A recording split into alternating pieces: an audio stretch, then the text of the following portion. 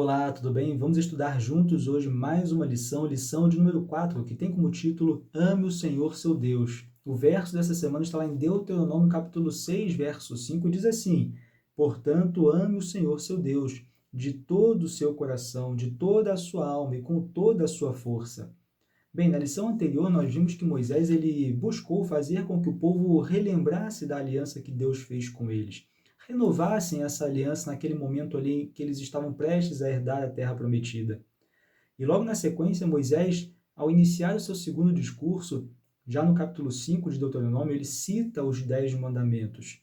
E logo depois, no capítulo 6, que é basicamente aqui o contexto em que nós vamos estudar a lição de hoje, dessa semana, ele busca fazer com que o povo compreenda qual deve ser a motivação para obedecer a Deus, né? Compreender o amor de Deus por cada um deles. E aí nós temos justamente o contexto do verso que nós lemos aqui, o verso dessa semana, Deuteronômio 6,5. Amarás o Senhor teu Deus de todo o seu coração, de toda a sua alma, com toda a sua força. E nós temos aqui na lição de domingo uma explicação muito interessante, de fácil compreensão, desse verso.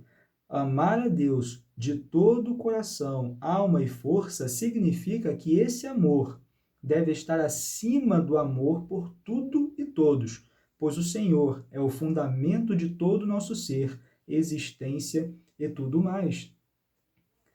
Entenda que amar a Deus de todo o nosso coração, de toda a nossa alma, com toda a nossa força, é amá-lo acima de tudo. É não permitir que nada nem ninguém esteja acima de Deus em nossa vida. Então nós precisamos amar a Deus acima de qualquer outra coisa, de qualquer pessoa. Eu costumo dizer que, de forma romântica, nós até falamos para alguém: eu te amo acima de tudo, né? Você é a minha razão de viver, eu não sei viver sem você. Né? De forma romântica, às vezes a gente fala isso, mas não pode ser uma verdade. Essa fala não pode ser uma verdade na nossa vida, se nós entendermos esse contexto. Porque Deus, ele deve ser a razão da nossa existência. É isso justamente que a lição está falando para a gente.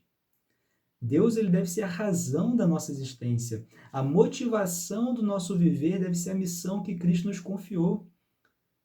A completude em nossa vida deve ser a presença de Cristo. Não é alguém que vá completar a nossa vida, uma outra pessoa. Não, Cristo, ele deve completar a nossa vida. Deus é a razão da nossa existência. E não alguém ou alguma coisa. Isso é amar a Deus de todo o nosso coração, de toda a nossa alma, com toda a nossa força. É compreender que Ele, apenas Ele, é a razão do nosso viver. E é justamente isso que Moisés ele quer passar para o povo, para eles entenderem qual deve ser a motivação dessa obediência, qual deve ser a motivação de entrarem nessa aliança com Deus. É compreender o amor que Deus tinha por eles. Assim como nós precisamos compreender o amor que Deus tem por nós, a ponto de enviar o seu Filho para morrer em nosso lugar. E em resposta, então, nós também o amamos de todo o nosso coração, toda a nossa alma e com toda a nossa força, o colocando acima de tudo em nossa vida. E interessante aqui, né, essa expressão, né, seu ou teu, dependendo ali da tradução da Bíblia que você estiver usando, né, pode estar escrito amar o Senhor seu Deus de todo o seu coração, de toda a sua alma, ou de todo o teu coração, de toda a tua alma, com toda a tua força, enfim, essa expressão aqui, seu ou teu, aqui Moisés ele está colocando de forma individual, por isso está no singular. Não está ame aí o Deus de vocês. Né? Vamos amar o nosso Deus com todo o nosso coração, com toda a nossa força. Não, ame o seu Deus de todo o seu coração, sua alma, com toda a sua força, colocando de forma individual para cada uma daquelas pessoas. E assim também nós precisamos compreender que é individual para cada um de nós. Aqui diz, né, Deus estava falando ao povo como um todo, mas o todo é tão forte quanto as partes. O Senhor deseja que cada um de nós, embora seja parte de um corpo maior, seja fiel a Ele individualmente. Aqui era um convite que Moisés fazia individual para cada uma daquelas pessoas ali naquele povo que estavam prestes a herdar a terra prometida. E esse é um convite que nós também recebemos de forma individual. Precisamos colocar Deus acima de tudo em nossa vida. E retornando um pouquinho aqui no capítulo 6, no verso 2 diz, né, para que temas ao Senhor teu Deus. E a lição ela nos mostra, né, que pode até parecer uma contradição. Como assim? Né? Como eu vou amar e vou temer ao mesmo tempo?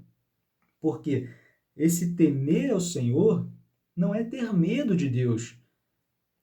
Não é colocar Deus acima de tudo em nossa vida porque nós temos medo dele, porque temos medo que ele pode nos punir por algo que fazemos.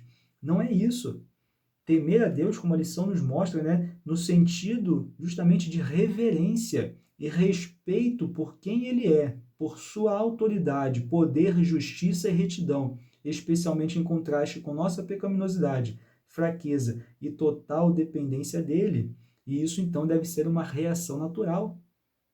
Esse temer a Deus, né, nesse sentido aqui que nós falamos, deve ser uma reação natural em reconhecimento de sua autoridade, poder e justiça. E somente por sua graça nós podemos ser salvos.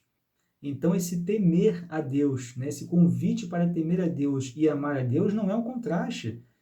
Não é um contraste. Na verdade, eles se relacionam perfeitamente.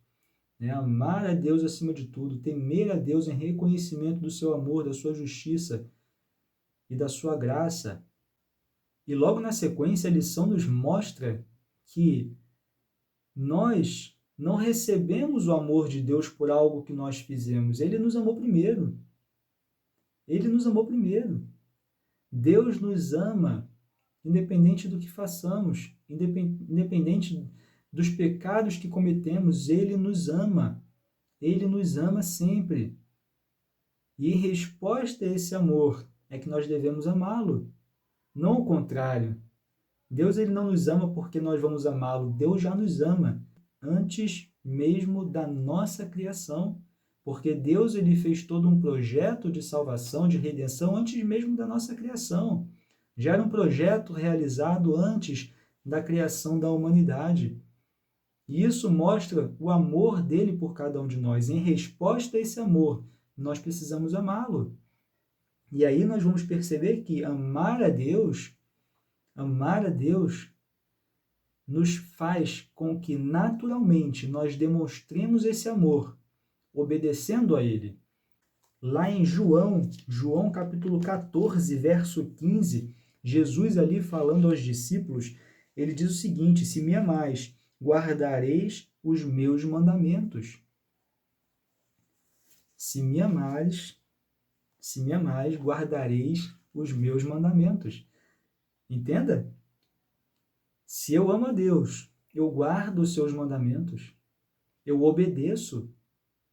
Eu obedeço, porque amar a Deus naturalmente, amar a Deus de forma verdadeira, de todo o nosso coração, né, de todo o meu coração, de toda a minha alma, de toda a minha força, eu obedecerei de forma natural, eu temerei de forma natural, eu guardarei os seus mandamentos de forma natural, porque isso é uma resposta ao amor que ele tem por cada um de nós. Isso é uma resposta natural quando eu compreendo tudo o que ele representa para mim, tudo o que ele fez e faz por mim e fará ainda. Então, nós não obedecemos para conquistar algo, nós obedecemos porque já recebemos. Já recebemos e temos a promessa do que ainda iremos receber.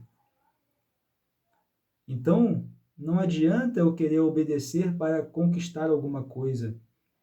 Não adianta eu obedecer para conquistar algum favor perante Deus, mas eu obedeço porque eu amo verdadeiramente. Amor esse, que é uma resposta ao seu amor por mim. E aí eu leio um trecho da lição de quinta-feira que diz assim: nos últimos dias, Quando os eventos finais se desenrolarem e todos forem chamados a escolher um lado ou outro de forma dramática, os mandamentos de Deus terão um papel crucial. No final das contas, mesmo diante da perseguição, escolheremos um lado com base na seguinte questão: amamos a Deus ou não? Essa é a questão decisiva, e só podemos amar a Deus de todo o coração, alma e força se o conhecermos por nós mesmos e tivermos uma experiência individual com sua bondade, seu amor e sua graça, se for necessário. Isso é algo pelo que valerá a pena morrer. Então, eu só terei a capacidade de escolher amar a Deus ou não, se eu tiver uma experiência individual com Ele.